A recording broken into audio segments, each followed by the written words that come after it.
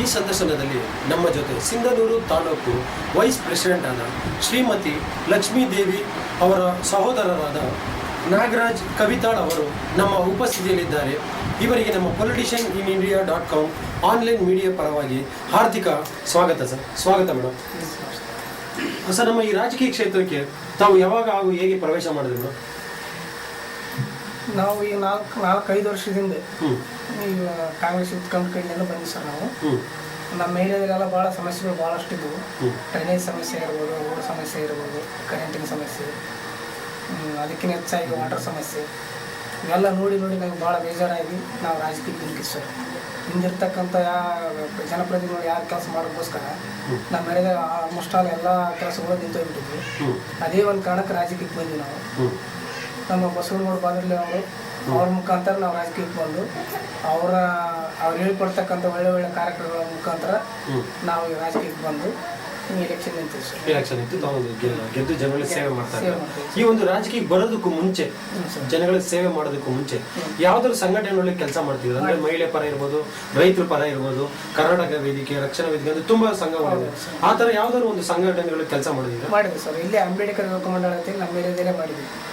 ಅದಾದ ನಂತರ ರಕ್ಷಣಾ ವೇದಿಕೆ ಅಂತ ಮಾಡಿದ್ವಿ. ಕನ್ನಡ ರಕ್ಷಣಾ ವೇದಿಕೆಯಲ್ಲಿ ವರ್ಕ್ ಮಾಡಿದ್ವಿ. ಕನ್ನಡ ರಕ್ಷಣಾ ವೇದಿಕೆಯಲ್ಲೂ ತಾವು ಕೆಲಸ ಮಾಡಿದ್ವಿ ಸರ್. ನಮ್ಮ ಫ್ರೆಂಡ್ ಸರ್ಕಲ್ ಎಲ್ಲ ಒಂದು ಕಮಿಟಿ ಮಾಡ್ಕೊಂಡು ಬೇರೆ ಬೇರೆ ಹಳ್ಳಿ ವಿಷಯ ಸಂಬಂಧಪಟ್ಟಿಗೆ ವಾರ್ಡಲ್ಲಿ ಏನೇ ಸಮಸ್ಯೆ ಹೋದ್ರು ಎಲ್ಲ ಹೋರಾಟಗಳನ್ನು ಮಾಡಿದ್ವಿ ಸರ್. ಎಲ್ಲ ಹೋರಾಟಗಳು ತಾವು ಮಾಡಿಕೊಂಡು ರಾಜಕೀಯ ಕ್ಷೇತ್ರದ ಈಗ ಜನಗಳಿಗೆ ಸೇವೆ ಮಾಡ್ತಾ ಇದ್ದಾರೆ.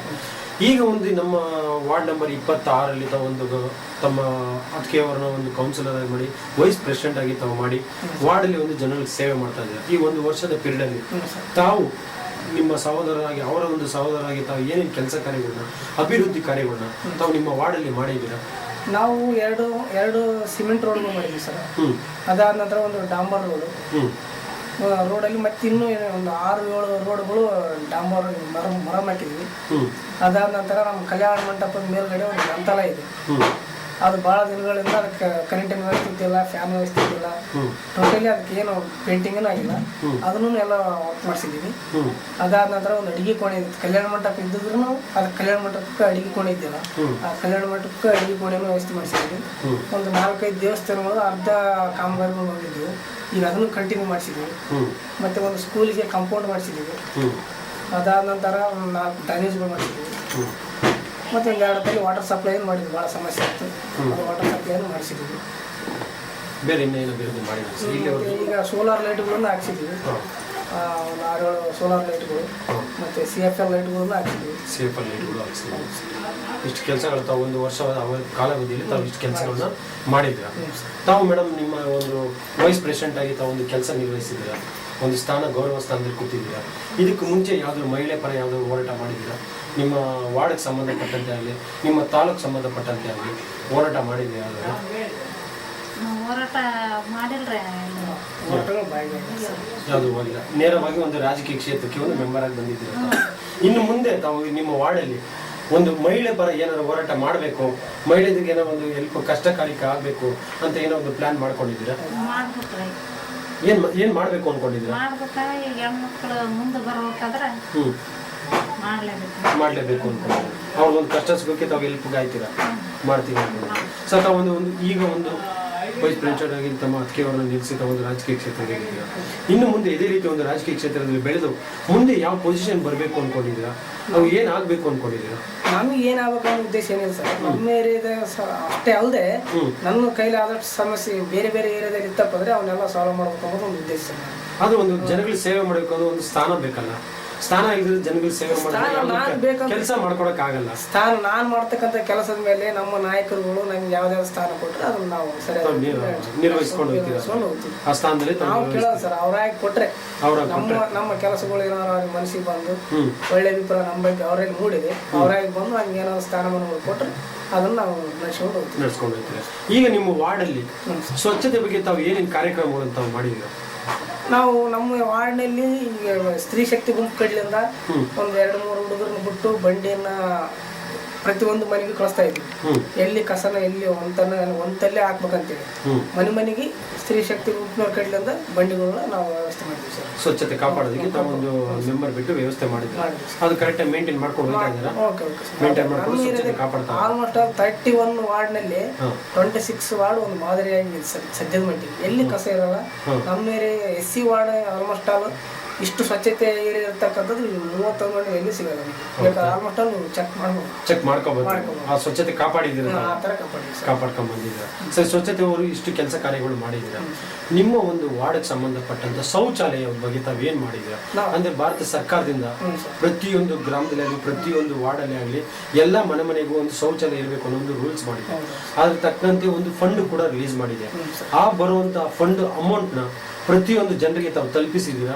ಅದ್ರ ವಿಷಯದ ಬಗ್ಗೆ ತಾವು ತಿಳುವಳಿಕೆ ಕೊಟ್ಟಿದ್ದೀರಾ? ಶೌಚಾಲಯದ ಬಗ್ಗೆ ಹೇಳ್ಬೇಕಂದ್ರೆ ಸರ್, ಈಗ ಗೌರ್ಮೆಂಟ್ ಫಿಕ್ಸ್ ಮಾಡಿರೋಂಥ ಹಣದಲ್ಲಿ ಆ ಶೌಚಾಲಯ ಯಾವತ್ತೂ ಆಗಲ್ಲ. ಅದು ಒಂದು ಸಮಸ್ಯೆ. ಈಗ ಆಲ್ಮೋಸ್ಟ್ ಆಲ್ ಎಲ್ಲರೂ ಬಡತನ ಕೆಳಗಿದೆ ಸರ್, ಬಹಳ ಬಡವರು ಇದ್ದಾರೆ. ಅದರಲ್ಲಿ ಅರ್ಧ ದುಡ್ಡು ಹಾಕೊಂಡು ಶೌಚಾಲಯ ಕಟ್ಟಿಕೊಳ್ಳೋ ಪರಿಸ್ಥಿತಿ ಇಲ್ಲ. ನಮ್ಮ ಏರಿಯಾದಲ್ಲಿ ಇನ್ನೊಂದು ಏನು ಸಮಸ್ಯೆ ಇದೆ ಅನ್ನೋದು ಜಾಗದ ಸಮಸ್ಯೆ ಇದೆ. ಮನೇಲಿ ಆಲ್ಮೋಸ್ಟ್ ಆಲ್ ಎಲ್ಲರೂ ಕಟ್ಟಿಕೊಂಡು ಮುಂದೆ ರೋಡ್ಗಳೆಲ್ಲ ಆಗಿಬಿಟ್ಟಿದೆ ಸರ್.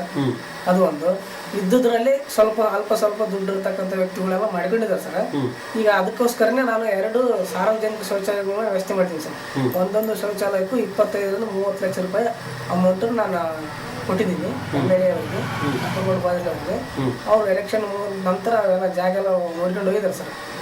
50ರಿಂದ 60 ಲಕ್ಷ ರೂಪಾಯಿ ನನಗೆ ಅಮೌಂಟ್ ಡಿವೈಡ್ ಮಾಡಿಸ್ಕೊಂತ ಅವರು ಭರವಸೆ ಕೊಟ್ಟಿದ್ದಾರೆ. ಇಲ್ಲಿವರೆಗೂ ಎಷ್ಟು ಶೌಚಾಲಯ ತಾವು ನಿರ್ಮಿಸಿದೆ? ಇಲ್ಲಿವರೆಗೂ ಒಂದು ವರ್ಷದ ಕಾಲದಲ್ಲಿ ಇಲ್ಲಿವರೆಗೂ ಒಂದು 10 ಆಗಿದೆ ಸರ್ ಅಷ್ಟೇ. ವೈಯಕ್ತಿಕ ಶೌಚಾಲಯಗಳು ಒಂದು 10-12 ಆಗಿದೆ ಅಷ್ಟೇ. ಇನ್ನು 30ರಿಂದ 40 ಶೌಚಾಲಯಗಳು ಅವರ ಹೆಸರಲ್ಲಿ ಆಗಿದೆ ಸರ್. ಬಟ್ ಅವ್ರು ಇನ್ನೂ ಮಾಡ್ಕೊಂಡಿಲ್ಲ.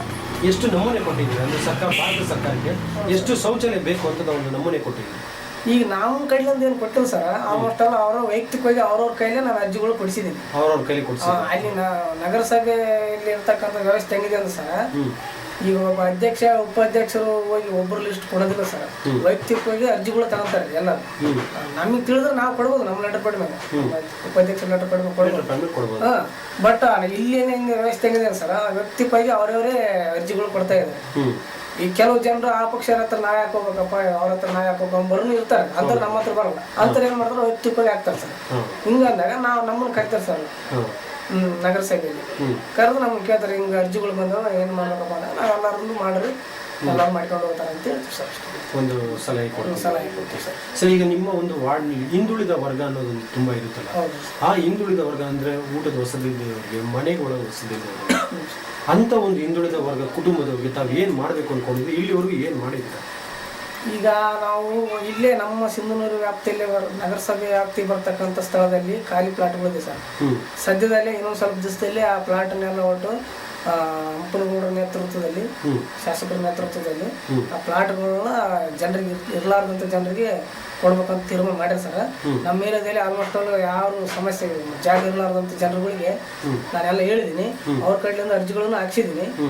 ಆಶ್ರಯ ಕಮಿಟಿ ಬಂದಾಗ ಮೀಟಿಂಗ್ ಸಭೆಯಲ್ಲಿ ನಮ್ಮ ಅತಿಗವರ ಉಪಾಧ್ಯಕ್ಷರ ಲೆಟರ್ ಪಡೆದು ಕೊಟ್ಟು ಇಂಥವರಿಗೆ ಮಾಡಿದ್ದಾರೆ ಅಂತೇಳಿ ನಾವು ಶಿಫಾರಸು ಮಾಡ್ತೀವಿ. ಶಿಫಾರಸು ಮಾಡಿದ್ದೀವಿ. ಇಲ್ಲಿವರೆಗೂ ಎಷ್ಟು ಮನೆಗಳನ್ನ ತಾವು ಮಾಡ್ಕೊಂಡಿದ್ದೀವಿ ಅಂದ್ರೆ ಭಾರತ ಸರ್ಕಾರದಿಂದ ಹಿಂದುಳಿದ ವರ್ಗದವರಿಗೆ ಅಂತಾನೆ ಒಂದು ಫಂಡ್ ರಿಲೀಸ್ ಮಾಡ್ತಾ ಇದೆ. ಒಂದು ಮನೆಗೆ 1 ಲಕ್ಷದಿಂದ 1.5 ಲಕ್ಷ ರೂಪಾಯಿವರೆಗೂ ಒಂದು ಮನೆ ನಿರ್ಮಾಣ ಮಾಡೋದಕ್ಕೆ ಅಂತ ಹಣ ಪಾವತಿ ಮಾಡ್ತಾ ಇದೆ. ಆ ಹಣ ಪಾವತಿ ಮಾಡಿಸಿ ಜನಗಳಿಗೆ ಮನೆ ಕಟ್ಕೊಟ್ಟಿದ್ದೀರಿ. ಇಲ್ಲಿವರೆಗೂ ಎಷ್ಟು ಮನೆ ಕಟ್ಕೊಟ್ಟಿದ್ದೀರಿ? ಮನೆ ಕಟ್ಕೊಟ್ಟಿವಿ ಸರ್. ಈಗ ಆಲ್ಮೋಸ್ಟ್ 15ರಿಂದ 20 ಮನೆಗಳು ಸ್ಯಾಂಕ್ಷನ್ ಮಾಡಿಸಿದ್ದೀವಿ. ಬಟ್ ಇನ್ನೂ ವರ್ಕ್ ಸ್ಟಾರ್ಟ್ ಆಗಿಲ್ಲ. ವರ್ಕ್ ಆರ್ಡರ್ ಬೇಕು ಸರ್. ಅದಕ್ಕೆ ಎಲೆಕ್ಷನ್ ಸಮಸ್ಯೆ ಬಂದ ಸಲುವಾಗಿ ಅದು ಸ್ಟಾಪ್ ಆಗಿದೆ. ಎಲೆಕ್ಷನ್ ಮುಗಿದ ನಂತರ ವರ್ಕ್ ಆರ್ಡರ್ ಕೊಡ್ತಾರೆ, ಸ್ಟಾರ್ಟ್ ಮಾಡುತ್ತೆ ಸರ್. ಆ ಮನೆ ಕಟ್ಟೋದಕ್ಕೆ ಇಷ್ಟು ಅಮೌಂಟ್ ಸಿಗುತ್ತೆ ಅಂತ ಸರ್ಕಾರದಿಂದ ಜನಗಳಿಗೆ ತಿಳಿಸಿದ್ದೀರಾ? ಅರಿವು ಮೂಡಿಸಿದ್ದೀರಾ? ಇನ್ನು ಎಷ್ಟು ನಿಮ್ಗೆ ನಿಮ್ಮ ವಾರ್ಡ್ಗೆ ಎಷ್ಟು ಬಡ ಕುಟುಂಬದವರಿಗೆ ಮನೆ ಬೇಕು ಅಂತ ತಾವು ಒಂದು ನಮೂನೆ ಕೊಟ್ಟಿದ್ದೀರಾ? ಎಷ್ಟು ಮಾಡಿಸ್ಬೇಕು ಅನ್ನೋ ಒಂದು ಯೋಜನೆ ಇದೆ ನಿಮಗೆ?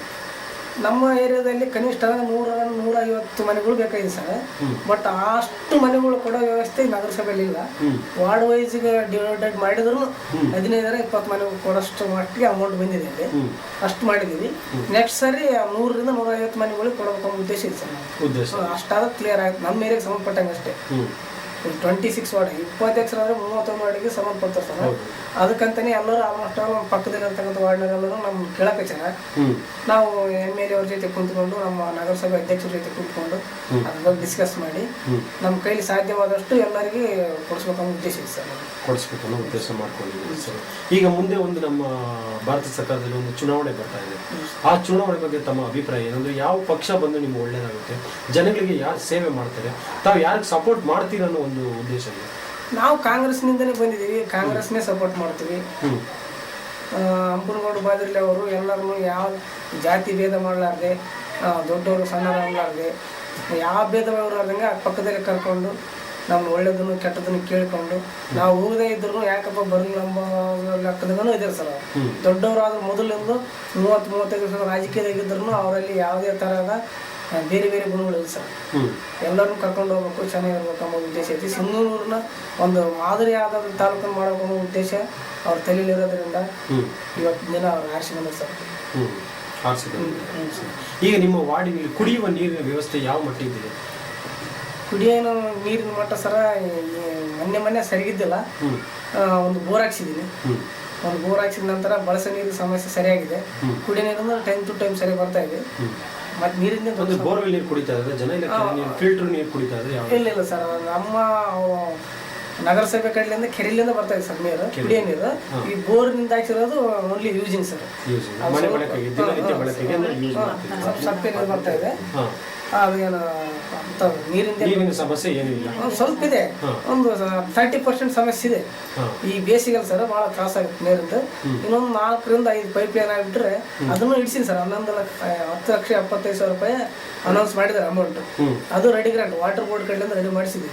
ಅದೊಂದು ಪೈಪ್ ಲೈನ್ ಆಗಿಬಿಟ್ರೆ ನಮ್ಮ 26ನೇ ವಾರ್ಡಿನ ನೀರಿನ ಸಮಸ್ಯೆ ಕಾಲಕ್ಕೆ ಇರುತ್ತೆ ಸರ್. ಅವತ್ತು ಪರ್ಮನೆಂಟ್ ಸೊಲ್ಯೂಷನ್ ಕ್ಲಿಯರ್ ಆಗುತ್ತೆ.